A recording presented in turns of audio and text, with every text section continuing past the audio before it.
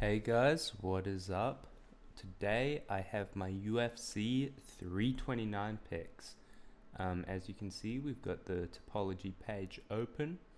We're going to go through each of these bouts. I'm going to break down who I think is going to win and how. So without further ado, let's get into it. Starting off the early prelims, we have Cody Durden versus Alessandro Costa. This is short notice for Costa. Costa trains out of Diego Lopez's camp, and Cody Durden just hasn't been looking like himself lately. Not to say that he was ever, like a top guy, but recently he hasn't looked very good, full stop. He's been getting finished more, he's been slowing down, losing decisions he shouldn't be. Whereas Alessandro Costa, he's kind of been coming into his own lately. He had a knockout over Stewie Nickel, and if you know Australian MMA, you know that maybe a knockout over Stewie Nickel isn't the best thing in the world, but he passes the eye test, so to speak. You look at this guy, you see a top flyweight in the world, you see someone who is consistently putting in these good performances. Unlike Cody Durden, Alessandro Costa has all the momentum. His gym has all the momentum. Winning vibes over there. Cody Durden, not so much. With that said, I'm picking Alessandro Costa by... you see, it's a short notice fight, so maybe Costa's camp are trying to angle for a finish. Maybe they don't want to go into those later rounds. But it is flyweight, so I can't see the cardio being that big of a deal. I'm going to go with Alessandro Costa by decision. I think Cody Durden's good enough to hang in there, but not good enough to get the nod. Next up, we've got Ryan Gandra versus Zach Reese. I think his name's actually Zachary Reese. Don't know what topology's doing. Zachary Reese, he kind of... My thing with Zachary Reese is that when he wins, it's never impressive. All right. Both of these guys have a common opponent. All right, Jose Medina. Jose Medina, he's 0-4 in the UFC. Maybe 0-5. I can't remember. He's not cut from the same cloth as these guys. Ryan Gandra knocked him out in like 40 seconds. Zachary Reese, yeah, he beat him by 30-26, 30-27 decision, right? He dominated him, but he couldn't get him out of there. And the people he's finishing, I mean, Jackson McVeigh, he's not really, Dusko Todorovic, oh man, I can't confidently say that I think he would beat a talented athlete, someone who is athletic, someone who has that finishing potential. Ryan Gandra, he's been through LFA. He's,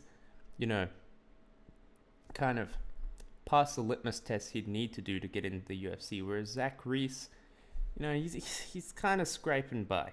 Split decision to Michel Pereira. He could have won that fight. But the thing is, that was the worst version of Michel Pereira. He was coming off of 2 finishes, like getting finished. And Zachary Reese, he hung in there. He lost the decision. Is that his ceiling? I just don't think he's going to go very far in the UFC. And I think Gandra is exactly the type of guy who could pass the Zachary Reese test. Next up, with that said, Gandra by finish. I think he's a bit of an athlete, right? So I think he'll get him out of there. Don't think this is a decision. Next up, Damian Penis. Mr. Penis versus Cesar Almeida. I've got Damian Penis in this one. He is an explosive striker, and Cesar Almeida, he is one of these glory kickboxing guys. He is, world champion in kickboxing, not MMA. But he's unk. He isn't the most like, when you watch him fight, there's not actually a whole lot happening. He's not in crazy back and forth wars. That's not Cesar Almeida. He's the kind of like striking a fair at range, gets a knockout if he's lucky. He did that to like he did that to Al Hassan. I don't. His name escapes me right now. You know who I'm talking about. But I think Penis is gonna, finish him at some point later on in the fight. I think this is gonna be a typical like boring Cesar Almeida decision fight. But then boom, Penis has got him with a knockdown. Penis has got him on the floor. He's exploding big shots all over his face. On to the next one. Tracy Cortez versus Won Tong. It's supposed to be how you say her name. I don't think Cortez is a fighter, in the sense that, I mean, obviously she's a fighter. Obviously, she trains and whatnot. But I think she's not the same kind of fighter that Won Tong is. Rose Namajunas knocked out her fake eyelash, and in that fight, Tracy Cortez was just lost on the feet against a striker who knew her chops, knew what she was doing. Cortez just couldn't put it together. And not only that, we've seen Cortez get, submitted by, I want to say it was Erin Blanchfield. And, Erin Blanchfield is good, but it's just, she's shown major deficiencies in both the striking and the grappling. I think it's safe to say that she's at a certain kind of level that isn't very, well, it's high in women's flyweight. Defining that as high elsewhere you get what I'm saying. I think Won Tong is the superior striker, established kickboxer. Her only loss was a fluke submission. I think she might have been winning that fight. I don't know. It's been a while. But Won Tong, she's got this. She's got this by decision. I don't think she's going to get a knockout. But I also don't think Tracy Cortez is that good. I think, she's a bit more focused on this outer curricular stuff. While she's been in fight camp, she's been training with the likes of Neon. I can only imagine, Won Tong might have some better sparring partners than Neon. That's just something that I'm thinking about. Something you want to keep in mind when you're breaking down these fights. We've got the first fight of the... Whoa. Where are we? The regular prelims. We've got Kai Kamaka III versus Luke Riley. I've got Luke Riley winning this fight by decision or TKO, not KO, because, Kai Kamaka III, he is Hawaiian. He is the fighting Hawaiian. He's also been knocked out twice in his career. And, 18-7. I think he can afford to put like another L on that record. Whereas Luke Riley, undefeated guy, undefeated mindset, fighting out of a really good gym. Obviously, that wasn't enough to save his mate, the Pink Panther. But Luke Riley has done some things in the UFC that are of note. He did knock out Bogdan Grad after a round of adversity. He did, overcome Michael Aswell in a, back and forth scrappy decision. And I think he's going to be able to do it against Kai Kamaka III. Latest weight, Kai Kamaka III's last fight was at lightweight. And he's ranked at lightweight. So he's a career lightweight moving down. This probably couldn't be good for his durability. Probably couldn't be good for his chin, for his cardio maybe. Obviously, we'll see how it pans out on the night. It's not like he's got any major frame disadvantage. Well, I mean, he's shorter. He's the smaller fighter than Luke Riley. But yeah, the UFC wants Luke Riley to win this fight, then Luke Riley will win this fight. It's simple. I don't think Kai Kamaka III, number 75 lightweight, is going to be the guy to do it. No disrespect, obviously, but that's just how I feel. Next up, Cody Garbrandt versus Adrian Yanez. Cody Garbrandt's been a bit scared of like getting in the fight lately. He had, he went to decision against Raoni Barcelos. Not much happened in that fight, and he also won a fight where he lost all. Well, I thought he won the first round against Zhao Long, but he then proceeded to lose the next 2 rounds but win the fight. Yes, this was, beneficial to all the people who had money on Cody Garbrandt, but for the meritocracy of the sport, it's not a good look, okay? He got kicked in the nuts so hard he threw up. And then Alex Perez saw that and thought, yeah, I'll do that, so people sympathize with me. Adrian Yanez, he's got the longer reach by a fair margin. He's going to stay behind that jab. Garbrandt's going to be scared to engage. I think Yanez wins a decision here, but if Cody Garbrandt does get scrappy, he gets knocked out. That's how it goes. That's how it goes around these parts. How the greats have fallen. Gable Stevenson versus Elisha Ellison. I've got Stevenson minus 3,300 favorite. Wow. I guess the bookies might have him as well. I don't know though.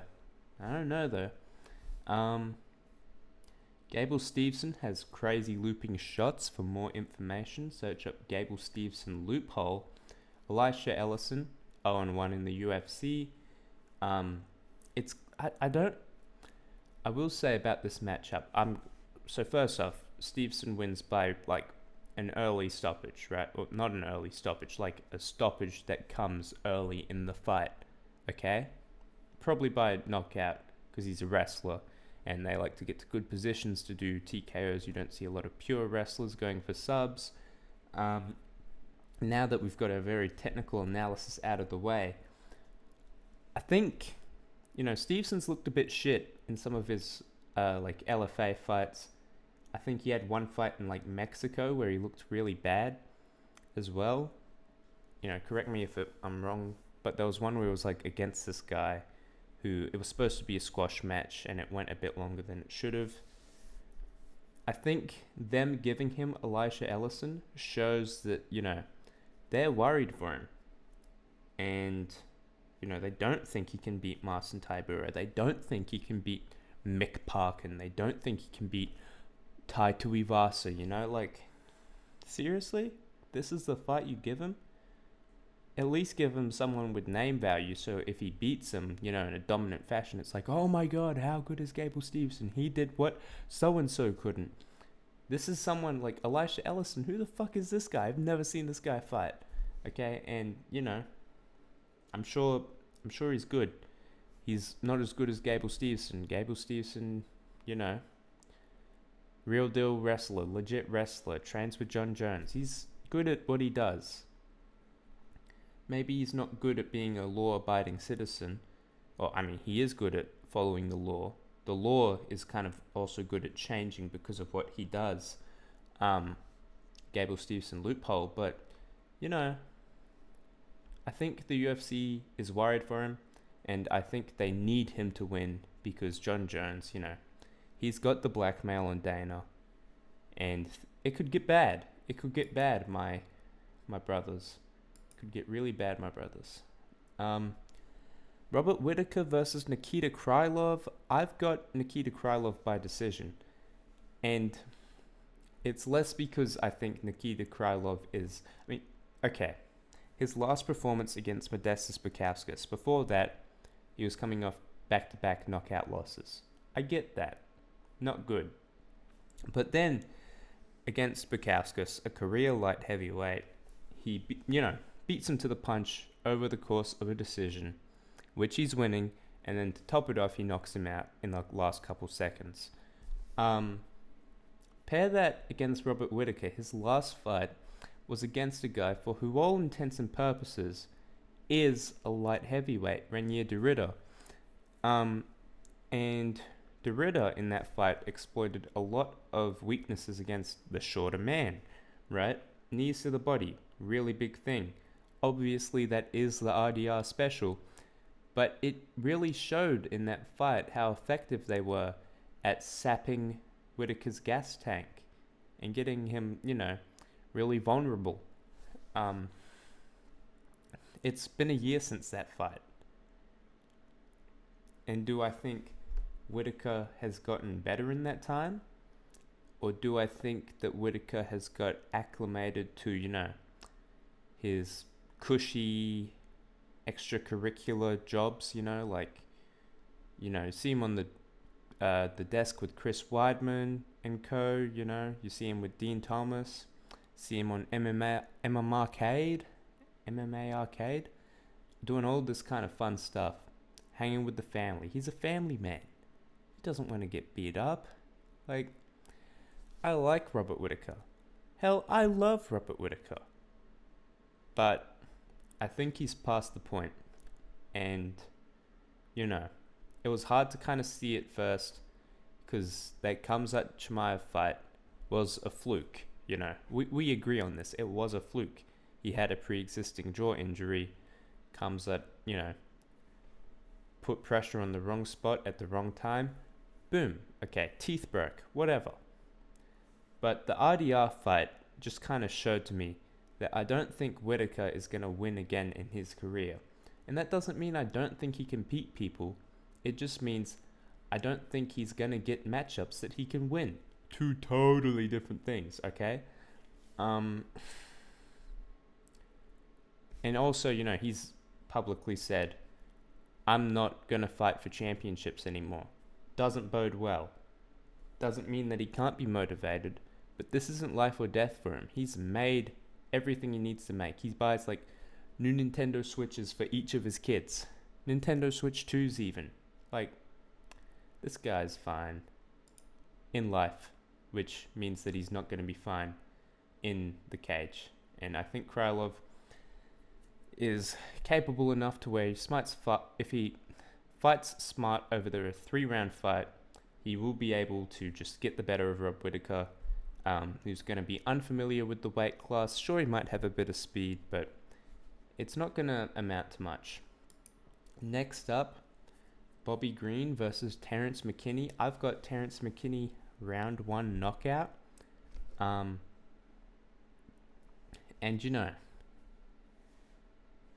part of this is due to the fact that Bobby Green being on a 4 fight or longer win streak, it just doesn't compute. And I don't think it can happen. But also, technically speaking, Terrence McKinney, he's probably going to worry Bobby Green. He's going to, pressure him against the cage. Bobby Green against the cage, always a bad thing for him. History would show that. Drew Dober, Mauricio Rufy, Jalen Turner was close to the cage, kinda. It's just bad for Bobby Green when he's against the cage.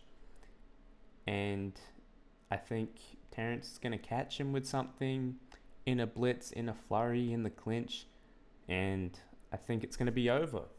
The thing is, with both guys being chinny, Bobby Green, he just is chinny. We saw that in the Jim Miller fight. It's not just the way he fights. If something touches him, he's going to not react good. Terrence McKinney fights like a maniac, and he puts himself in horrible positions. He drains himself of all of his energy to get wins, which, his all gas, no brakes. It's worked for 18 of his fights. The other 8 fights, he's gotten fucked up. But that is not because he's not durable. That's not because he can't be in a firefight. It's because he puts himself in the fire. And, if Esteban Ribovics lands that head kick on Max Holloway, he's going to sleep. If Drew Dober was like that if rabid Drew Dober, foaming at the mouth, is going at you, he's trying to take your head off, he's going to take it off, okay? I think Terrence McKinney, it's not a durability problem, and I think Bobby Green's getting up there. Bobby King Green, Robert the King. It's just, your time has come. Green pastures await, my friend. Brandon Royval versus Lonnie Kavanaugh. I'm going to have to go with Lonnie Kavanaugh. I think his win over Moreno showed a lot. Shot selection, slick boxing, wobbling him in the pocket a fair few times. And, that's all fine and dandy. That version of Moreno, he's beaten good guys. He's beaten Amir Albazi. He's beaten Steve Erceg. These are guys where it's like, oh, okay, so you did beat Steve Erceg. You really did. You could do that against him, but you couldn't do that against Lonnie Kavanaugh. The Charles Johnson fight, it was going Kavanaugh's way in the, early stages of the fight. It's just that the grappling was something that he went to without needing to go to it. He was showing off in that fight, and he paid for it. If Royval wants to win this fight, I think he needs to engage in the grappling. I think he needs to get Kavanaugh tired. I think he needs to wear him down. I think he needs to make sure his hands are low. And then, let some shit fly. But will he do that? I doubt it. We kind of saw it. So it's interesting to me, right? In his fight against Tetsuro Taira, he wins by decision, and a fair bit of it is in the striking, but he also does pretty decently in the grappling. Like, there are times where he gets controlled, but he holds his own. He could have gone to that against Van, but he doesn't. And he has this, fight of the year contender where he's going back and forth and he's just going at it. When he really could have, he didn't have to fight that way. So with that said, I don't think he's going to fight that way against Kavanaugh. And I think that's going to be to his disadvantage because his chin is just, getting buttered up. It's getting ready to spread against a nice piece of wholemeal bread. Okay. War with Van gets dropped at the end. Always bad. Always a bad sign. Then gets knocked out, Golden Freddy'd by Manel Kape. And yeah, that happens when you fight Manel Kape. But I don't think it bodes well. I also think him wanting to move up to bantamweight might be a sign of someone who's checked out of being a top flyweight contender. But I don't know. I think Kavanaugh gets it done. Maybe like round 3 TKO, round 3 KO. Otherwise a decision, but yeah, I think Kavanaugh kind of puts himself top 5 staple with this one. Next up, Corey Sandhagen versus Mario Bautista. I think this is a passing of the guard moment. I really do. Bautista held his own against Umar. Sandhagen, not so much. Sandhagen nearly got finished by Merab. Bautista has been putting away good guys. He's, Vinicius Oliveira, Patchy Mix. He did beat Aldo the same way Volk beat Aldo, but because Bautista was a known body at the time, it was kind of like, oh man, he's evil. I think Sandhagen's lost it a bit, and I think Bautista is, it's a bit of a Max Holloway versus Dustin Poirier 3 thing, One guy is finally reaching his prime. The other guy is a bit past it, I reckon. I reckon Sandhagen's past it. And I like Corey Sandhagen, but I just think this is it for him. I don't think he gets finished, but I do think Bautista wins a decision here. I know it's not very technical. I know it's not very, technical. But there's a reason I do better on picks than you do. Yeah. You don't follow your heart. Pussy. Benoit Saint Denis versus Paddy Pimblett. Oh man. My main thing here. Okay, technical analysis time for real. I think Benoit Saint Denis obviously looked great against Dan Hooker.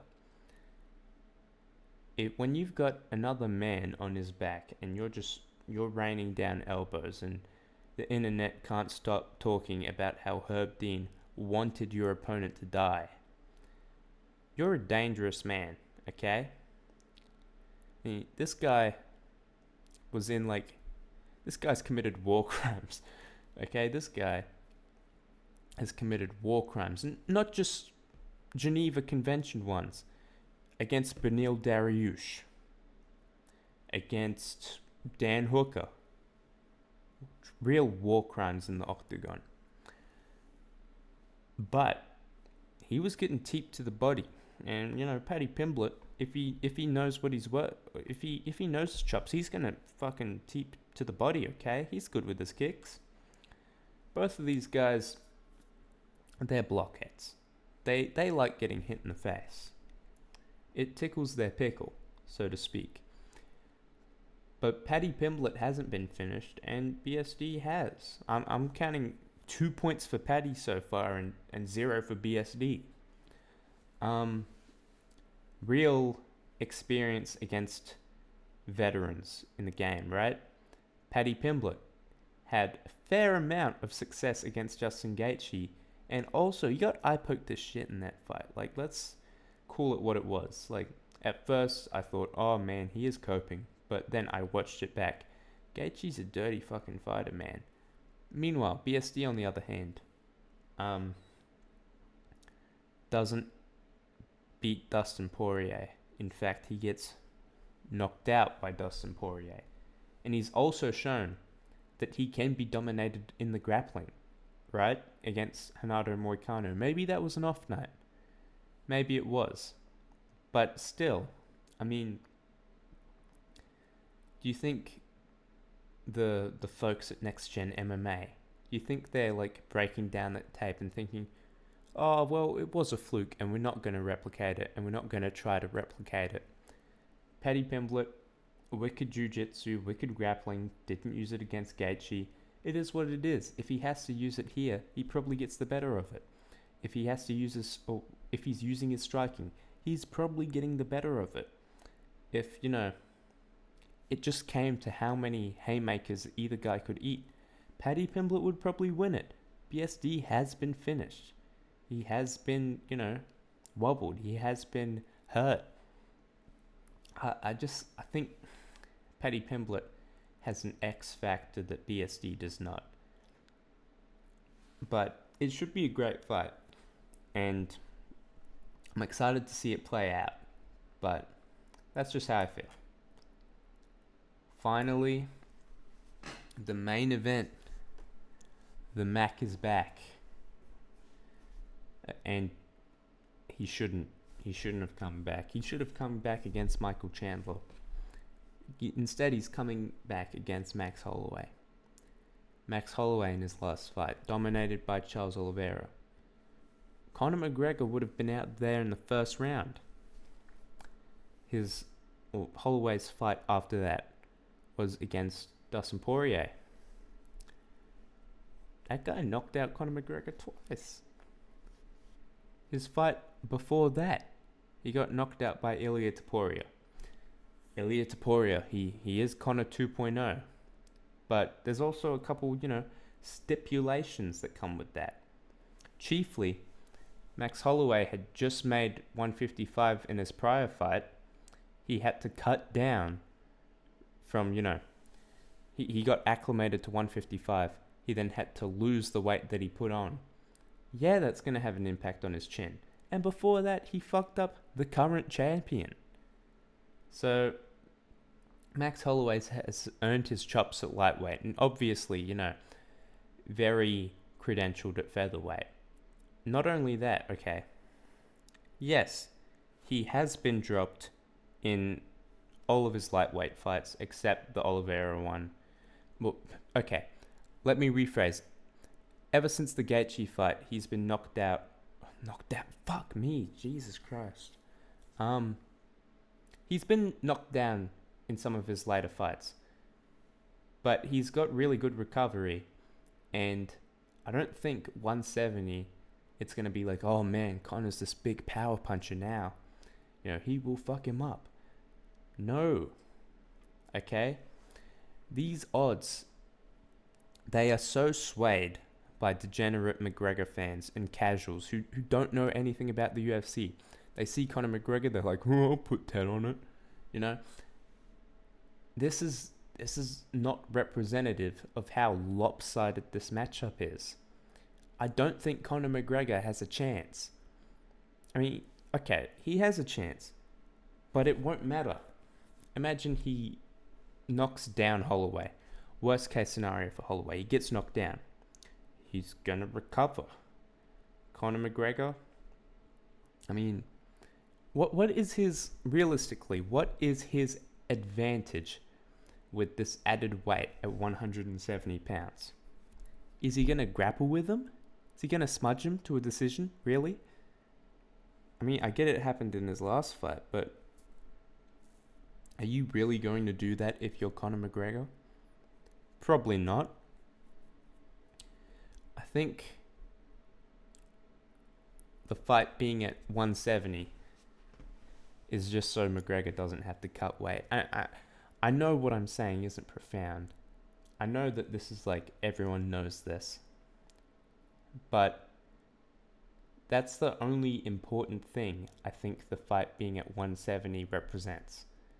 I don't think it represents, Conor McGregor's going to have all this power and Max Holloway's going to be a sitting duck. I really don't. I think that this is going to bode well for Holloway, in fact. I think this is going to be better for his cardio because he's not going to be cutting weight. It's going to be better for his chin because his brain's not getting drained from all that fluid. I think McGregor has been out of the cage for 5 years. His cardio isn't going to be what it was. There's going to be ring rust. There's going to be all of that.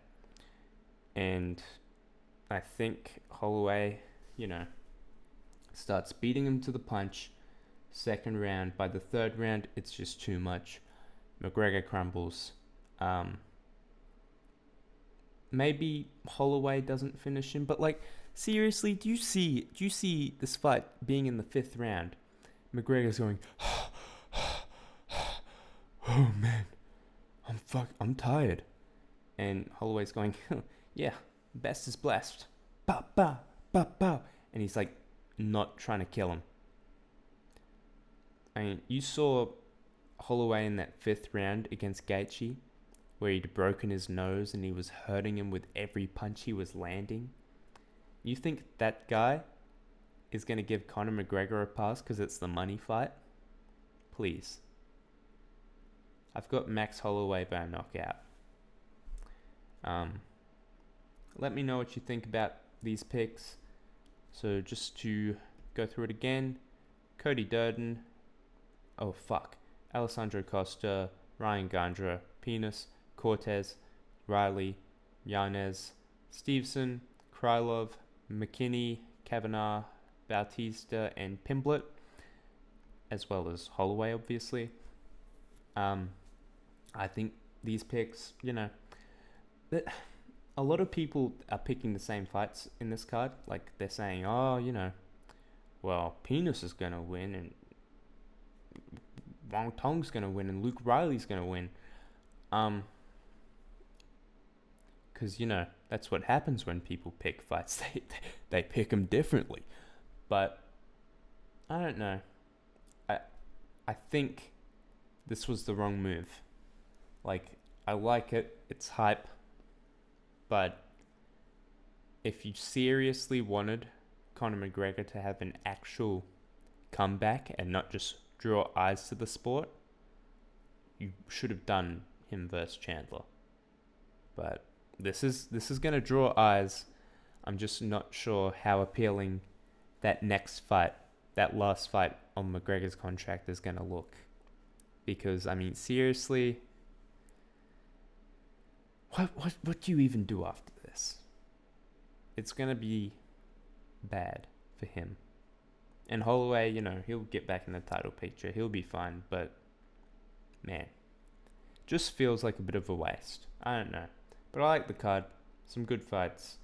Yeah, and it's better than the standard kind of McGregor undercards because, with the new Paramount streaming thing, they can't just bank on selling the one fight. Okay, they got to sell everything. They got to sell the complete package. It is what it is.